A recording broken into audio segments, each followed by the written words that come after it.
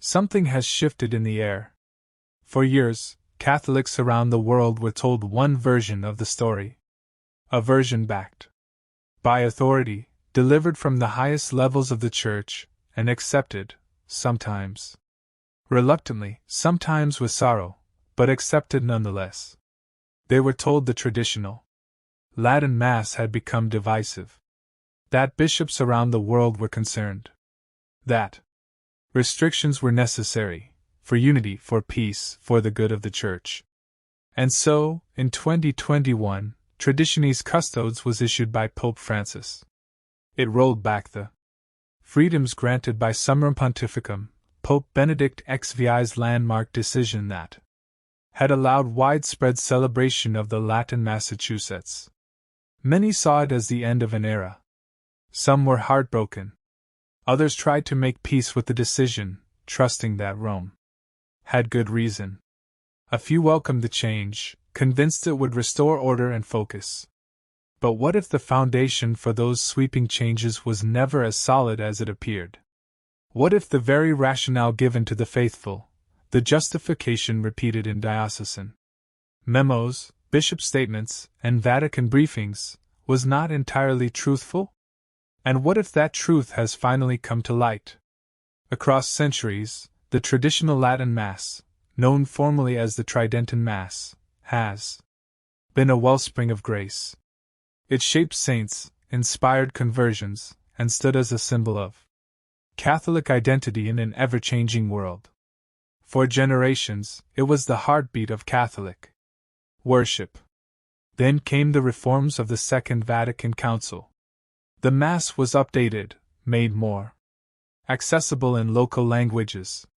And while many welcomed the changes, others longed for what was lost. Benedict XVI, understanding this pain, sought to bring healing. With Summorum Pontificum in 2007, he declared that the old and the new rites could coexist. He did not see them as rivals, but as two expressions of the same faith. For a time, that vision seemed to take root. Across the world, Latin Mass communities quietly grew. Young families attended. Vocations flourished. There was a sense of liturgical peace, a balancing of old and new. Then everything changed.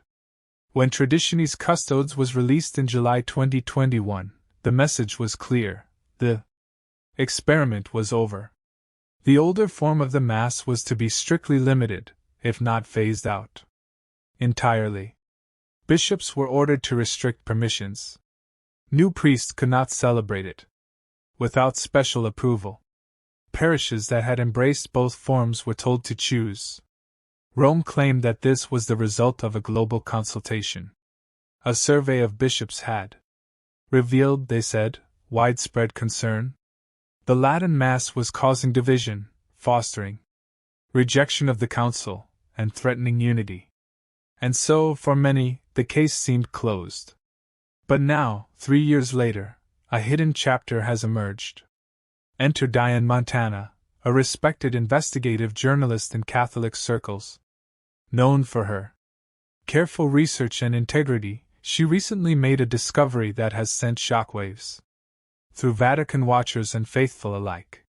Through unnamed sources within the Vatican, Diane obtained internal documents related to the very survey used to justify Traditionis Custodes. And what she found has raised profound and painful questions. Because the responses? They don't match the narrative.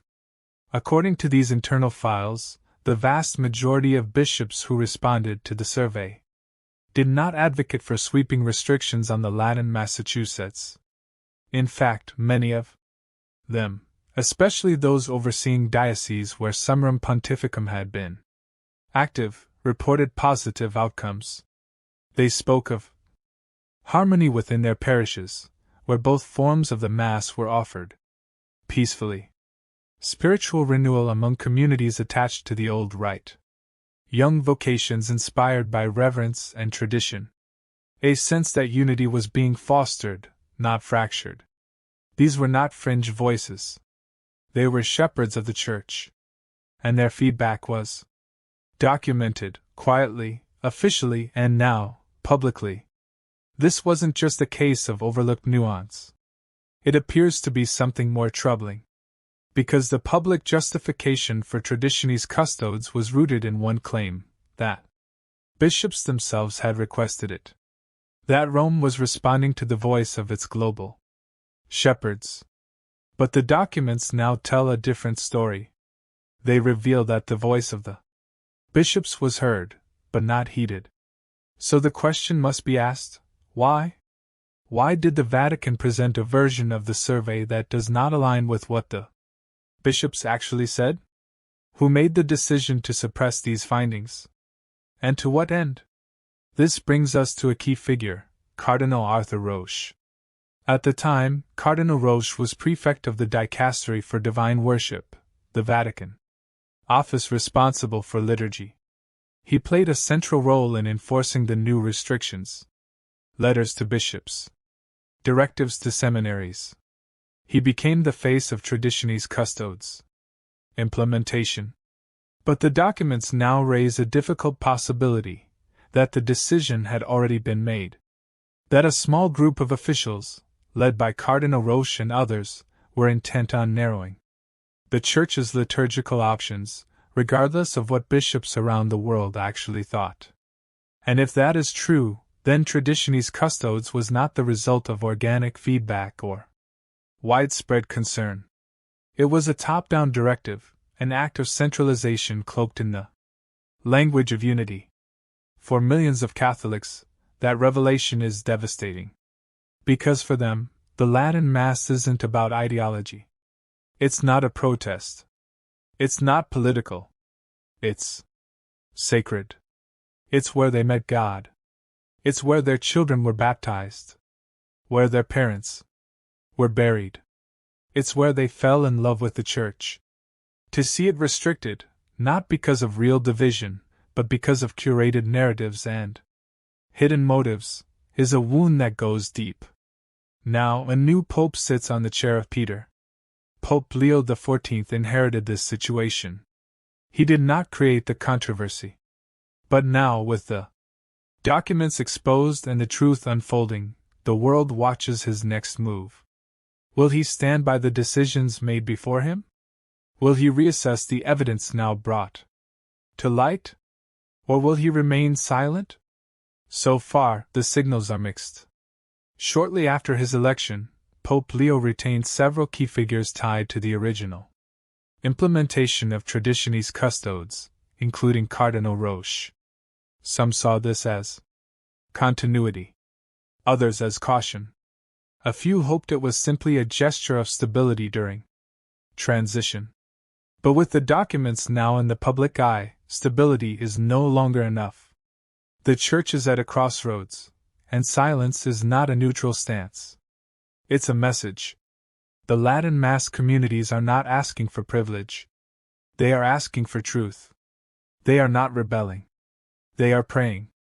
And now, more than ever, they are waiting. Waiting for honesty. Waiting for healing. Waiting to know if the Church they love still has a place for them, not as a tolerated exception, but as a valued expression of faith. Because this is not just about a document. It's about trust. It's about fidelity. It's about whether the Church can look its people in the eye and say, "We told you the truth." When Diane Montana published her findings, the first reaction wasn't outrage. It was disbelief. How could something so central to Catholic life, how the Church prays, gathers, and worships, be subject to such a wide gap between what was said and what was known? Behind closed doors. The documents she uncovered were not theories, rumors, or interpretive leaks. They were official internal reports, compiled responses from bishops around the world. Stored in the Vatican, meant to guide future decisions. Instead, they were ignored. Let's revisit what the world was told in 2021 when Traditionis Custodes was issued. The Vatican stated clearly, responses to a recent consultation of bishops have revealed many concerns about division caused by use of the 1962 Missal and thus they said there was a pressing need to restrict its usage. It sounded reasonable, pastoral, decisive. But the reports now reveal a different reality.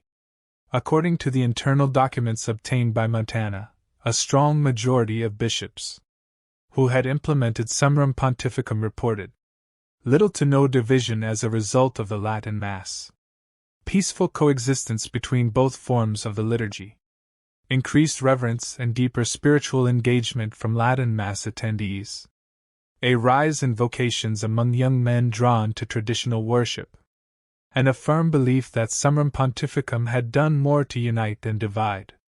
These are not sentiments from fringe traditionalists. They came from bishops, the very pastors charged with shepherding dioceses, the ones closest to the communities affected. And yet, their testimony was buried. There was no public explanation for this discrepancy. No footnotes in Traditionis Custodes. No reference to the overwhelmingly positive feedback. Instead, the Vatican spoke with certainty, as though the matter was settled, as though they had no choice but to act, as though this was what the bishops had asked for. But it wasn't. So who decided to present it that way? And why? To understand how this contradiction took root, we must look closely at the role of Cardinal Roche. By 2020, Roche had become a powerful figure in Vatican liturgical affairs. Though his name was not front and center in the release of Traditionis Custodes, his fingerprints were everywhere in its rollout. He quickly issued guidelines enforcing the restrictions. Latin Masses were banned from parish churches.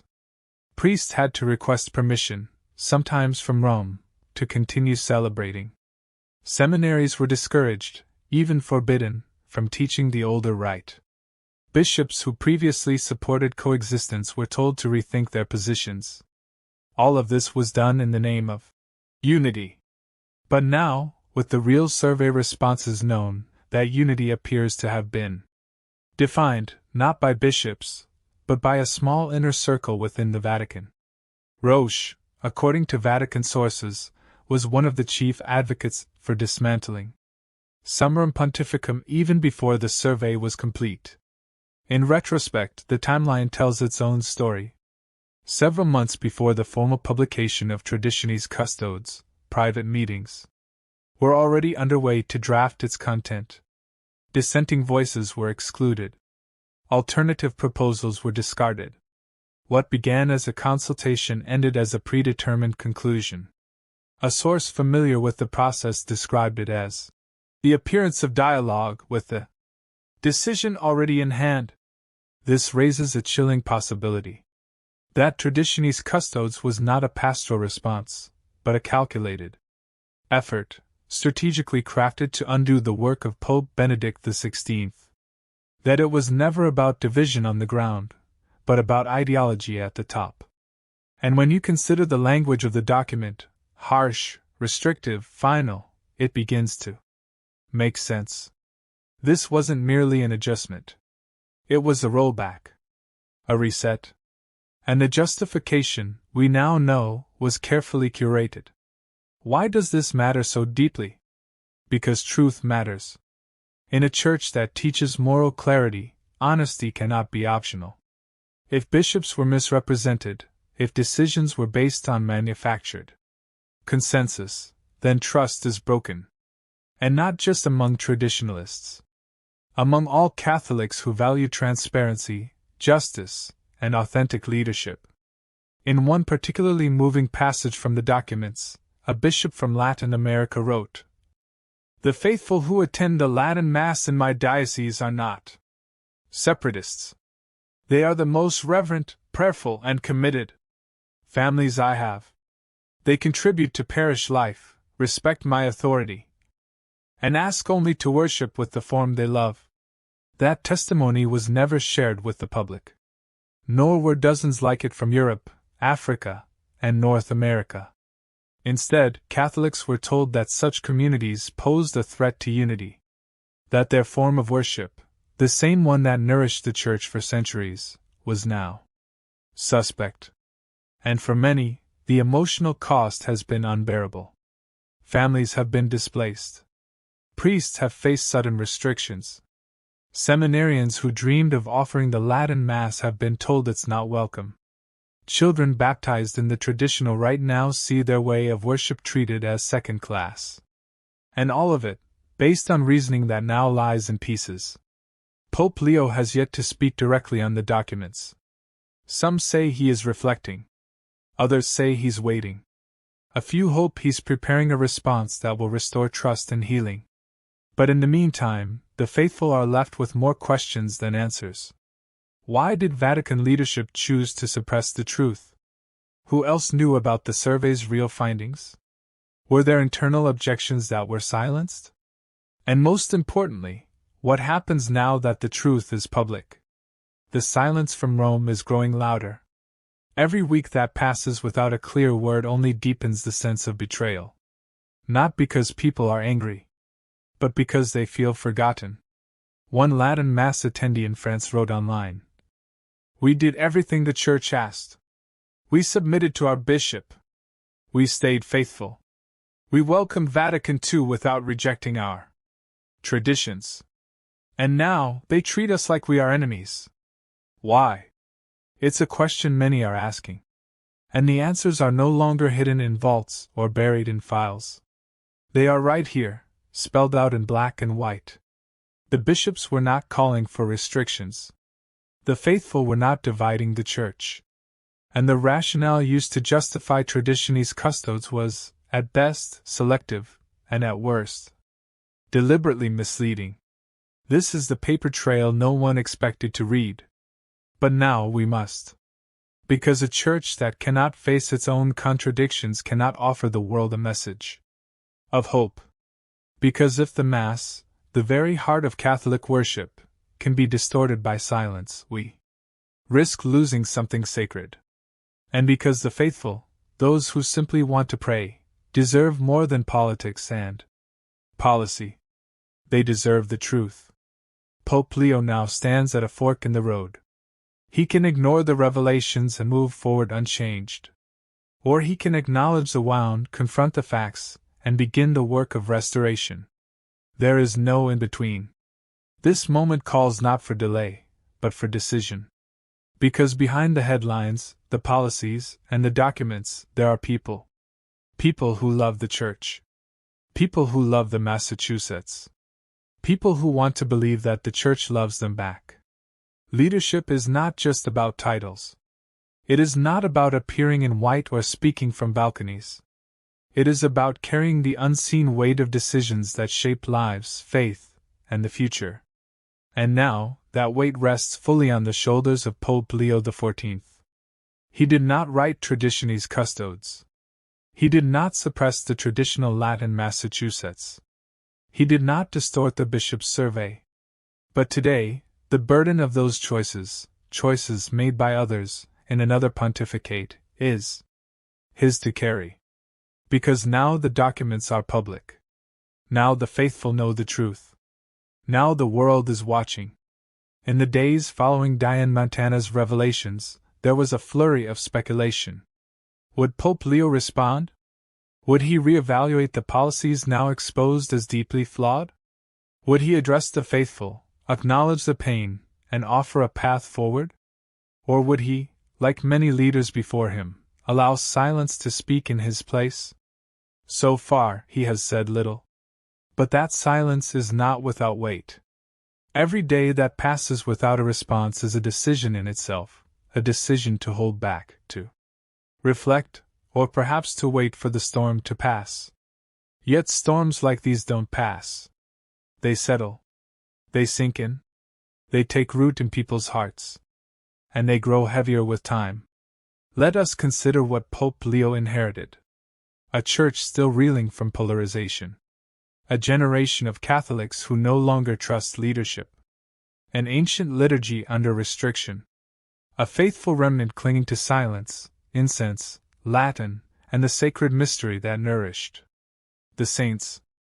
And now, internal documents that show the foundations of those restrictions may have been misleading all along.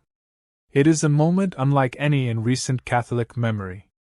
And it is a moment that demands more than diplomacy.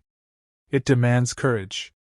When Pope Leo was elected, many hoped he would be a pope of healing. He had spoken often about unity, mercy, and reaching the margins. His first homilies were marked by warmth, his audiences filled with joy. He touched the sick. He prayed for the poor. He embraced children. But now, he is faced with a different kind of suffering, one that is invisible on the surface, yet runs deep beneath the skin of the Church. The suffering of the faithful who feel erased. Not because they sinned. Not because they rebelled. But because they chose a form of worship no longer politically convenient. This is the hidden wound.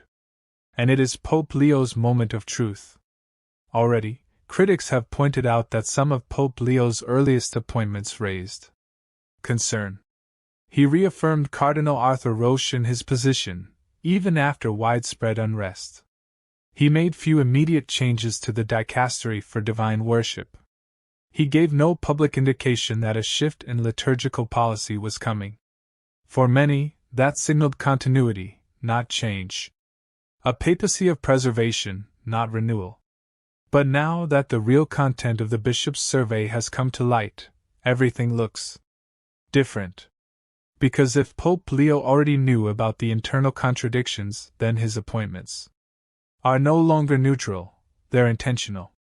And if he didn't know, then we must ask, who is making the real decisions inside the Vatican? Who shapes the direction of the Church if not the Pope himself? These are the uncomfortable questions no one wants to ask. But they are now impossible to avoid. Some defenders of Pope Leo argue that he is being cautious. That he is listening. That he is taking time to discern, to pray, to understand. And perhaps that is true. But the reality is that every day without a response sends its own message. To those who suffered under the restrictions of Traditionis Custodes, the silence can feel like complicity. To those hoping for change, it can feel like denial. And to those in positions of power, who may have misrepresented the truth, it can feel like protection. The longer this continues, the harder it becomes to restore trust. Let's be clear, this is not about choosing one form of the Mass over another. It's not about ideology or nostalgia. This is about integrity. It's about whether decisions in the Church are made with transparency. It's about whether the words pastoral care mean anything when they are not backed by truth. And it's about whether the Pope, the successor of Peter, will stand with the people of God when truth demands it.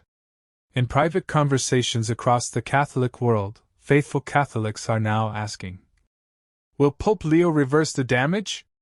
Does he see what this has done to traditional communities? Does he understand the pain? Or is the institution just too big, too slow, too political to change? And for those who still cling to hope, the appeal is simple. Holy Father, please speak. Pope Leo has an opportunity to be more than a caretaker. He can be a reformer, a reconciler, a shepherd who listens and leads. He can say, we were wrong. He can admit, we acted too quickly. He can affirm, those who love the Latin Mass are not enemies of the Church. They are part of the Church. Such words would not show weakness. They would show strength rooted in humility. They would show a father's heart. It's not just lay people watching. Priests are watching too. Many of them were ordained under Summorum Pontificum, trained in both forms of the Mass, and told they were free to offer either. They did so with reverence, with obedience, with joy. Then one morning, they awoke to find the rug pulled out from under them. They had done nothing wrong. But suddenly, their ministry was questioned. Their calling scrutinized. Their identity shaken. Now they're asking, will the Pope stand with us, or will we be left to fade quietly into history? What Pope Leo does next will define his papacy. Not because this is the biggest issue in the Church, but because it touches something sacred, the right of the people of God to worship freely, faithfully, and fully. It touches their conscience. It touches their past. It touches their hope for the future. A bishop in the United States wrote anonymously, "If we are to preach truth to the world, we must begin by living it.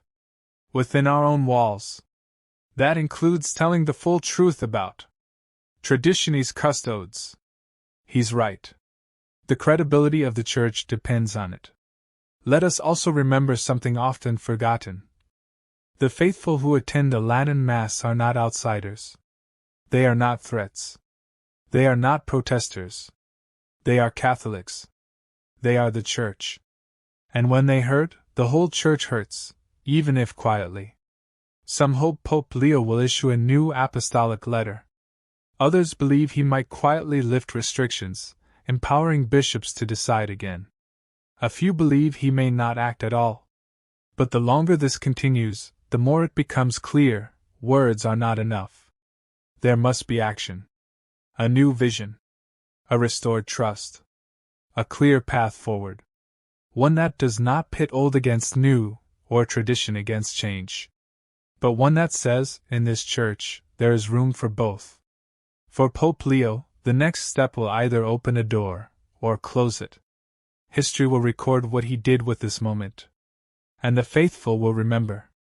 But most importantly, God is watching. And he is not watching a policy debate. He is watching his people. He is watching his priests. He is watching the shepherd he has chosen.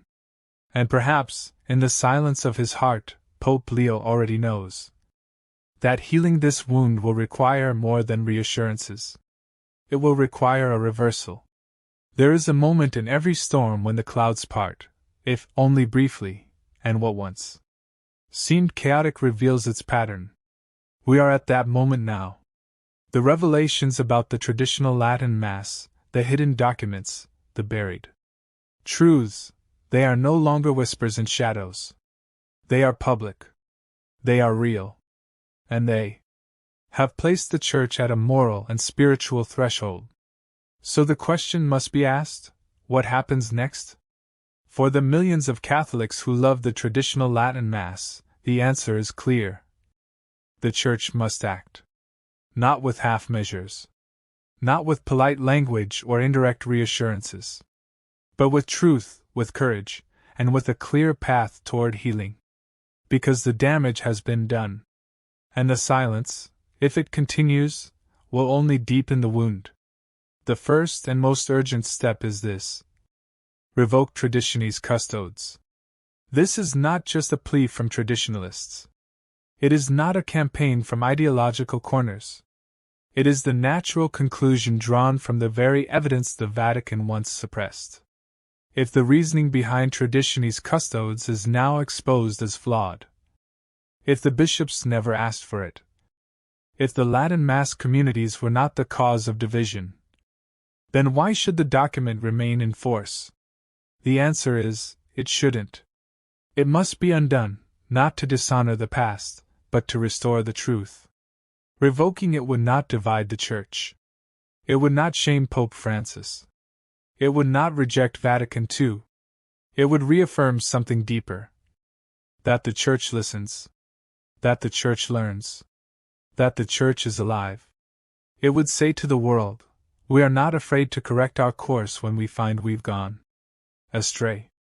And that is the mark of true leadership. Some have argued that reversing the restrictions would embolden division. But the opposite is true. Division already exists, because of the restrictions. The suppression of the Latin Mass created tension where there had been peace. It sowed distrust in parishes that once worshipped together in harmony. It forced faithful Catholics to choose between obedience and tradition. And in too many cases, it drove them away altogether. Reversing Traditionis Custodes would begin to mend those fractures. It would tell families, you belong. It would tell priests, you are trusted. It would tell young Catholics, you are not alone in your love for tradition. And it would tell the global Church, this pontificate is not afraid to lead with humility. But it must go further. After revoking the document, the Vatican must offer pastoral guidance that is truly rooted in charity, not control. That means encouraging bishops to welcome both forms of the Mass, supporting seminaries that train priests in the Latin Rite, empowering pastors to discern what serves their flock, and rejecting the false idea that uniformity equals unity. Because the beauty of the Catholic Church has always been its universality, its capacity to hold together many expressions of the same eternal faith. And nowhere is that more visible than in the liturgy. In truth, this is not just about the Latin Massachusetts. This is about how the Church treats her children. It's about whether decisions are made with consultation or coercion, whether the hierarchy listens or dictates, whether those who love tradition are honored or ignored, and most of all, whether the Church is capable of self-correction when the truth demands it. This is the opportunity Pope Leo now holds in his hands. To be the Pope who said, "Enough division. Enough distortion. Enough delay." To be the Pope who opened the door again, not just to a liturgy, but to the healing of the Church. He can end this chapter not with conflict, but with clarity. Not with blame, but with blessing. Not with silence, but with a statement that echoes through every chapel, parish, and heart. The Church remembers her children. And what of those children? What of the faithful who have waited, endured, and prayed? They are still here. They are still lighting candles, kneeling in pews, raising families in the faith. They have not left. They have not given up. They have, in many ways, kept the flame alive through years of quiet reverence. And now, all they ask is to be seen, to be valued, to be included, not as relics of the past, but as a living part of the Church's future. We often speak of tradition as something behind us. But in truth, tradition is what carries us forward. It is the foundation beneath our feet when the world shifts. It is the music that plays when words fail. It is the language of worship passed down through centuries not as a fossil, but as a flame. The traditional Latin Mass is not about nostalgia. It is about identity. It is about God. And it is about the kind of Church we choose to be. Younger Catholics, contrary to the assumptions of some, are not running from tradition. Many are running toward it. In the Latin Mass, they find reverence, silence, mystery. In a chaotic world, they find order. In a culture of self-promotion, they find humility. In a time of noise, they find sacred stillness. This is not rebellion. It is hunger. A hunger for something timeless. And the Church would do well to feed it. There will be resistance. There always is when change comes. Some will say it's a step backward. Others will fear controversy. A few will raise their voices in protest. But history is not shaped by the avoidance of discomfort. It is shaped by leaders who rise above it. Pope Leo could be that leader. He could be remembered not just for his appointments, policies, or travels, but for a single moment of courage. The moment he stood at this crossroads and chose not fear, but faith. Not bureaucracy, but truth. Not the comfort of silence, but the risk of love. Because that is what this moment calls for. Love. Love for the faithful. Love for the Church. Love for the sacred. Love for the truth. And that love must be expressed in action. In policy. In public witness. In a papal voice that says not only, "Come to me, all who labor," but also, "I hear you. I believe you. And I will make this right." For the priests who have felt abandoned. For the seminarians who don't know their place. For the families who feel like strangers in their own parishes. For the elderly who remember a time when Latin filled the churches. For the young who long for what their grandparents had. This is not just about a document. This is about home. A home where silence is sacred, not political. Where reverence is embraced, not ridiculed. Where tradition is treasured, not trimmed. where Catholics are united, not uniform, but whole. Let us not miss this moment. Let us not settle for slow drift or delayed healing. Let us not waste the courage it took to bring these documents to light. The time is now. Let the Church be honest. Let the Church be bold. Let the Church be merciful. And let Pope Leo be the shepherd who walks this road with his people, not ahead of them, not behind them, but among them. Because the truth, spoken in love, can still bring healing. It always has. It always will. To the faithful, do not lose hope. To the priests, do not lose heart. To the bishops, do not lose courage. To the Pope, do not lose this moment. Let the Mass live. Let the truth shine. Let the Church breathe. And may the Holy Spirit lead us all into reverence, into communion, and into a future where truth and tradition walk hand in hand.